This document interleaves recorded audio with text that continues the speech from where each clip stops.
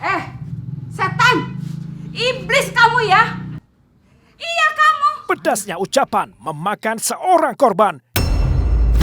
Dicap dengan sebutan setan, dirasa sudah benar-benar kelewatan. Lukanya dendam tertancap begitu dalam. Akar dendam memantik murka, ratapan ampun tak ampuh meredakan tulang. Sang janda tumpas nyawanya tanpa daya. Sang pelaku tertawa puas dan damnya terbalas. Secuplik peristiwa berdarah di Kota Denpasar, Bali tersaji dalam program Rajapati.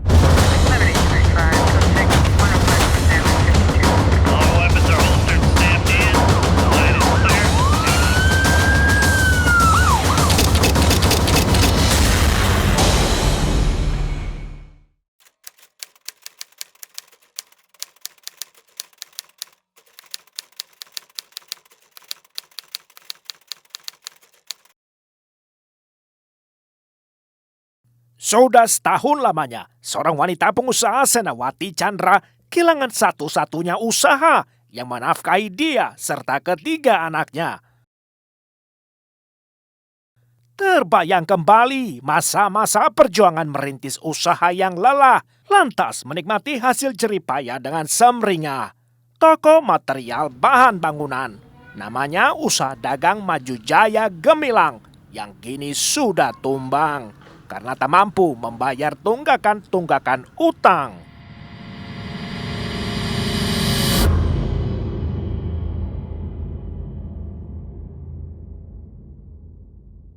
Tahun 2019 merupakan tarikh malapetaka ketika Senawati harus berperkara hingga diseret ke meja pengadilan digugat oleh para mitra. Sehingga majelis hakim pun menetapkan putusan bahwa usahanya dinyatakan bangkrut untuk seterusnya. Lantas usaha toko bangunan Maju Jaya Gemilang tahun itu pun tumbang. Sejak itulah rutinitas Senawati terasa pincang. Mana lagi kenangan bangkrut terus terbayang-bayang. Mami gak habis pikir, kenapa pelanggan-pelanggan kita meninggalkan kita? Apa salah toko kita? Apa barang-barangnya kemahalan? Padahal kan semua barang-barang yang Mami jual itu bagus-bagus. Kenapa mereka pada kecewa? Mami pusing sekali. Perilaku Senawati perlahan berubah sehingga bikin keras suasana rumah, terutama hubungan Senawati dengan anak serta menantunya. Selain dengan anak bungsu Kevin Chandra dan Andi Cahyadi, Senawati juga tinggal serumah dengan menantunya Tania, juga Jevan cucunya. Pasang surut emosi Senawati setiap hari amat berpengaruh terhadap situasi juga tensi. Andi, Mami sekarang harus bagaimana? Utang numpuk. Mami harus bayar gimana, Andi? Modal Mami juga sudah nggak ada. Mami pusing dengan ini semua. Yang ada Mami stres sekali. Uring-uringan Senawati sesukanya datang pergi.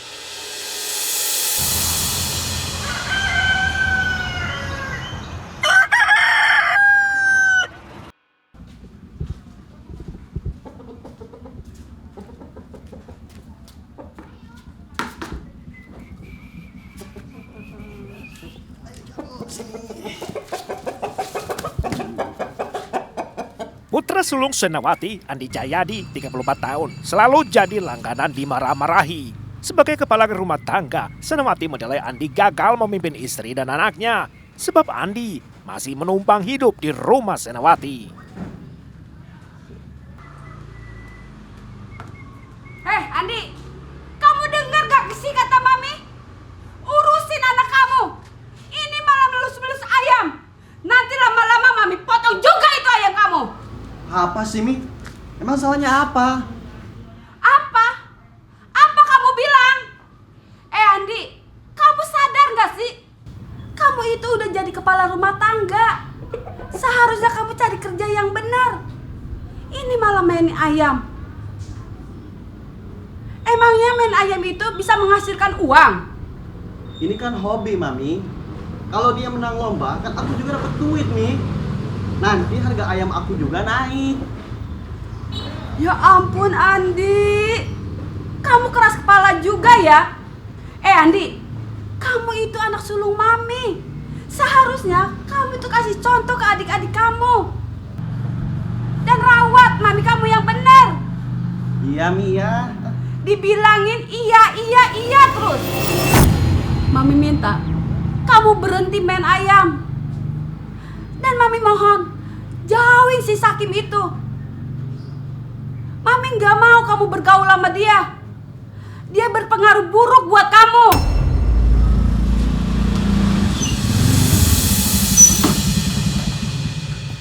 Isi dulu. Bang, ayo berangkat. Kita sudah ditunggu sama teman-teman nih. Ya Mas, nanti aja Mas ya. Setan! Iblis kamu ya! Iya kamu! Saya. Berani-beraninya kamu ya nampakin diri kamu di sini. Dan berani mau ngajak Andi juga. Dasar dukun laknat. Loh, apa Bu? Iblis? Dukun? Bu, maksud ibu tuh apa ya? Hah? Sebut-sebut saya kayak gitu. Bu, saya nggak terima Bu. Sudah. Mami, jangan dilanjutkan Mami. Ayo, Mami ke rumah aja. Masuk ke rumah Mami. Ayo.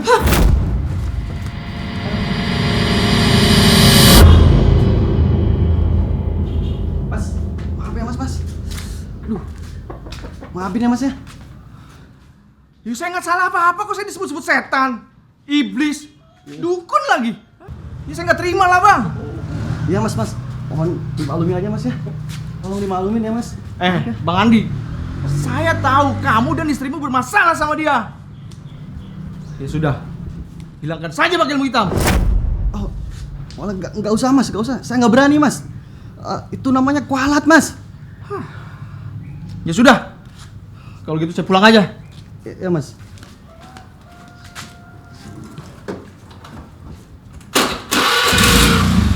Malang tak bisa ditampik, konflik demi konflik ditetaskan lagi oleh perilaku Senawati yang ganjil eksentrik. Asem, aku dibilang setan, iblis, dukun lagi. Kurang ajar. Awas ya, aku bakal bikin perhitungan sama kamu.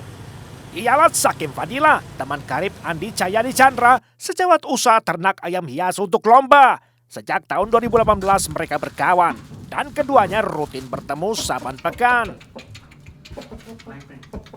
Perihal konflik keluarga Andi Chandra, Sakim sudah mengetahui jauh sebelumnya, sebab Andi pernah bercerita. Sementara soal buruknya hubungan Sakim dengan ibunya Andi, Sendawati, Sakim sebenarnya sama sekali tidak peduli. Sampai ketika Senawati menyebutnya setan, barulah Sakim tersinggung perasaan. Sakim sakit hati, masalahnya menjadi pribadi. Asem, dia pikir aku takut sama dia. Aku dibilang iblis, dukun. Dia yang dukun, dia yang setan. Awas kamu ya.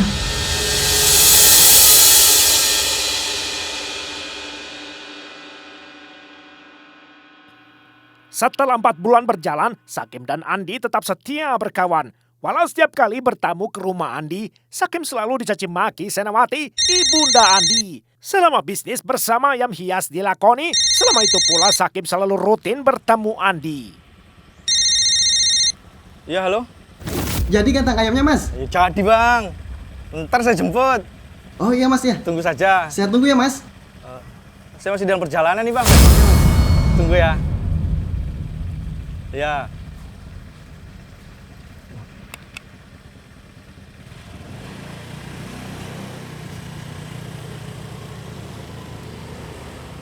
Seperti biasa, hari itu Rabu pagi, di awal bulan Februari, Sakim menjemput Andi sekitar pukul 10 pagi di Jalan Ahmad Yani Utara, tepatnya Gang Merpati. Mas Sakim.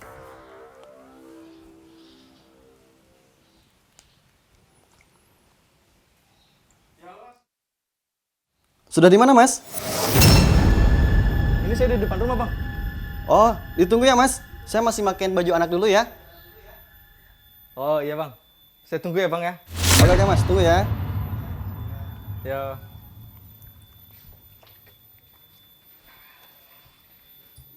Demi menghindari bertemu dengan Senawati, Sakim terbiasa duduk di teras kios bila menunggu Andi. Andi jua yang menyarankan, alasannya agar tidak memancing marah ibunya.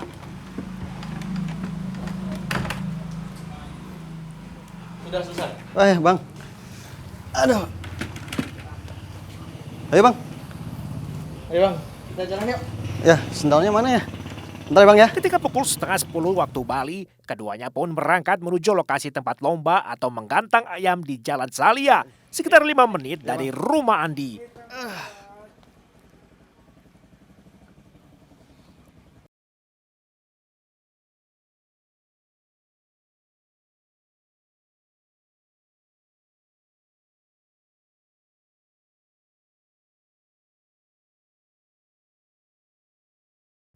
Satu jam berlalu, usai menggantang ayam, Sakim pamit pulang dulu. Bang, nanti pulang ke kosan saya dulu ya bang. Kalian saya mau sholat. Oh iya Mas. Tapi ke rumah saya dulu aja Mas ya. Kita ambil helm Mas. Ya sudah bang.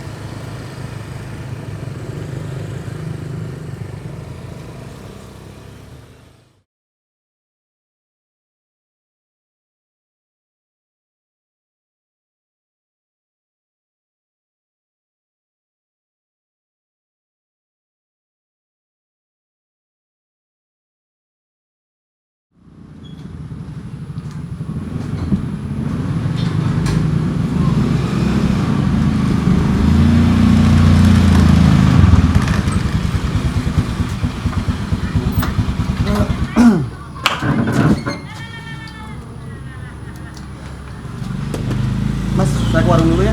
Mau beli rokok nih. Ya sudah bang. Sekarang saya juga mau kencing. Oh ya udah. Saat tibanya, Andi pamit pergi ke warung dekat rumahnya, sementara Sakim izin menumpang pakai kamar mandi untuk buang air kecil pula. Siapa sangka, kemudian terjadi suatu hal yang tidak terduga. Secara tidak sengaja, Sakim melihat Senawati terkantuk-kantuk di teras rumah, sendirian pula. Saat dilihat kesempatan di depan mata, lantas berkobarlah api murka dendam yang terpendam begitu lama. Sebab pikirnya, inilah peluang mencabut nyawa si janda penghina dirinya.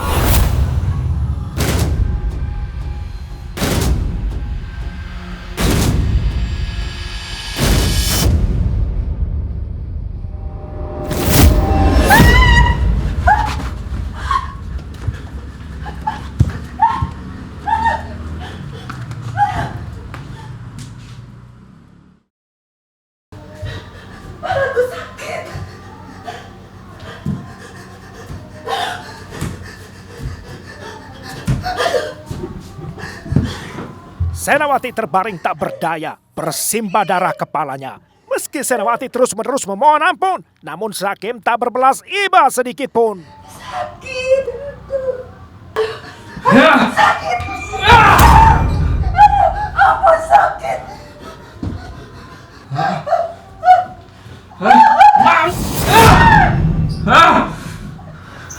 Kamu bilang aku dukun ah?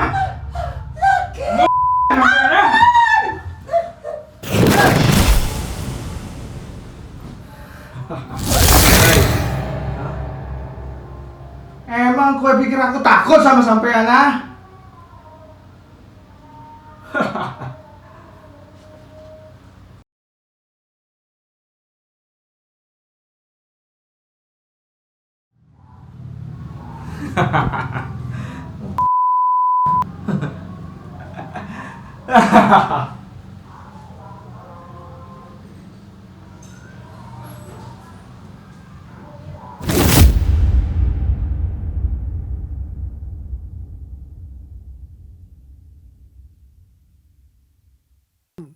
Sekejap saja, Sakim melampiaskan murka, mencabut nyawa. Seperti tak dibebani, kemudian Sakim bersih-bersih diri, lalu membuang semua barang bukti, lalu bergegas kembali untuk bertemu dengan Andi.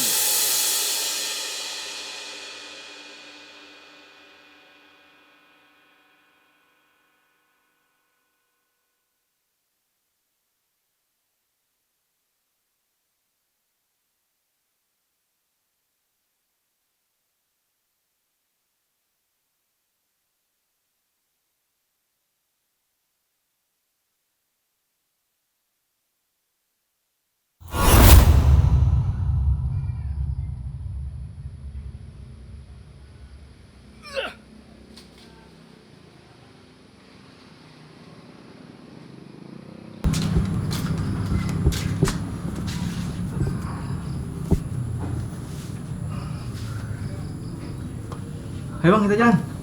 Ayo mas. Ironisnya, Andi tak ada curiga. Manakala menunggu Sakim begitu lama, kira-kira 15 menit lamanya.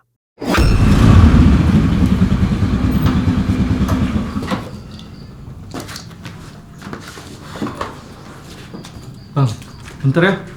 Saya mau mandi dulu sama sholat dulu ya. Oh ya mas.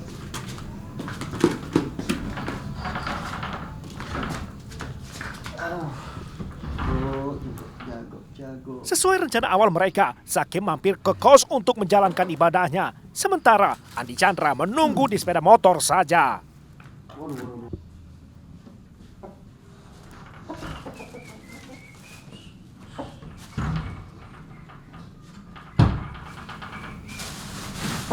Ayo bang, Ya, kita mas. jalan lagi bang. Oke mas, ntar mas.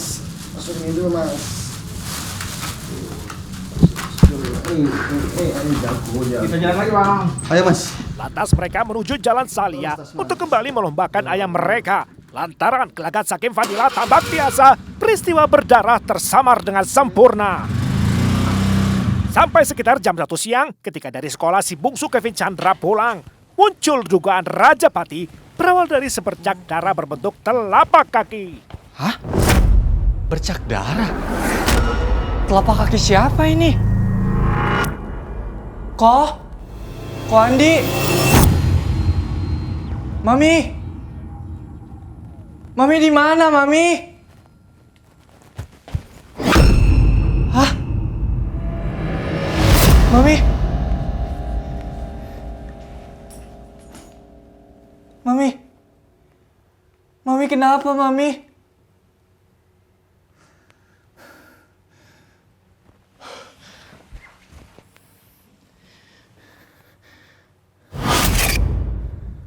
Yang ditakutkan pun terjadi. Ibunya, Senawati Chandra, ditemukan mati. Pelajar SMA itu pun pucat pasi. Kevin Chandra langsung melapor kepada Rizka Yulita Chandra, kakak kandungnya. Gimana ini, Ci?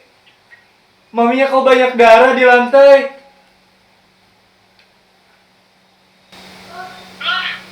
Pasti di mana emang? Gak tahu, keluar palingan. Iya. Sekarang aku telepon Koko. Ya udah, tunggu ya. Cici ke rumah sekarang. Tunggu Cici. Setelah Rizka, Kevin pun menghubungi kakak sulungnya, Andi Chandra. Melihat Senawati tergeletak bersimbah darah, Andi terperangah. Maminya kenapa? Halo?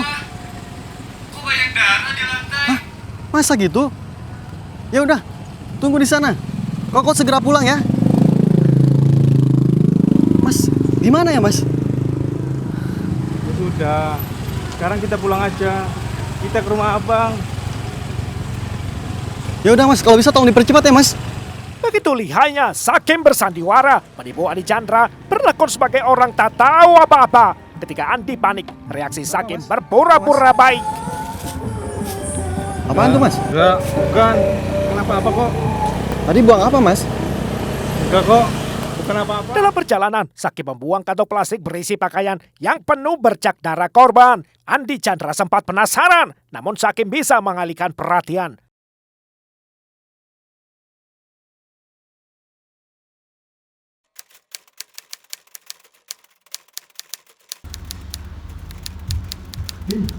Mami mana? Mami. Mami. Mami. Mami. Gimana nih kami? Mami! Mami kenapa, Mi?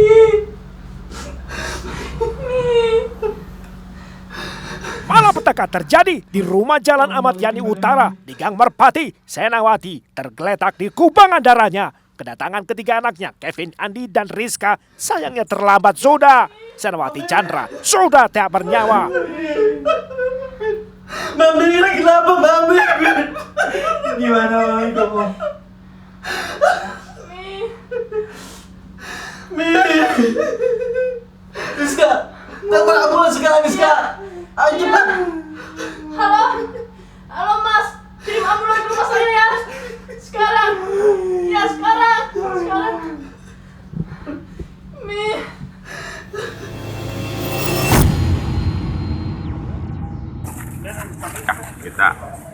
kejadian juga kasus ini pembunuhan ya.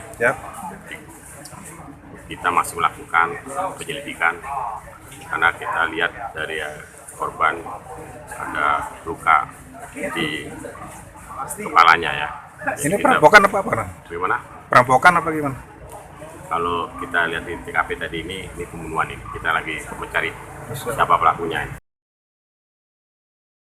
Hasil visum et repertum jenazah korban menjadi dasar penyidik perihal dugaan kasus pembunuhan. Penyebab kematian korban akibat pendarahan dalam rongga kepala oleh kekerasan, juga akibat penekanan jalur pernapasan, sehingga menimbulkan gagal napas pada batang otak korban.